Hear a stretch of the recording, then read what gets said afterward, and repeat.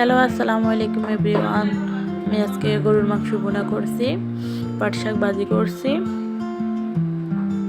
গরুর মাংস ভালোভাবে ধুয়ে নিয়েছি।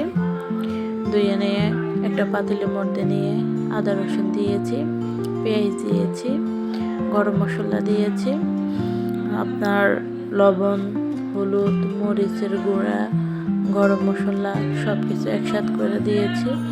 তেল দিয়েছি, দিয়ে সব কিছু একসাথে মিক্স করে নিয়েছি। হালকা একটু পানি দিয়েছি। আমি হালকা পানির মধ্যে মাংসগুলোরে কষিয়ে নিয়ে আলু দিয়ে দিয়েছি, দিয়ে একটু নাড়াচাড়া দিয়ে আবার ঢাকনা দিয়ে রেখেছি।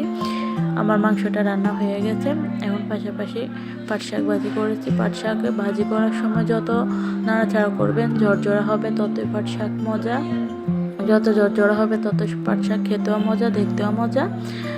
তো আর কি, আল্লাহ হাফেজ, ভালো থাকেন, আসসালামু আলাইকুম।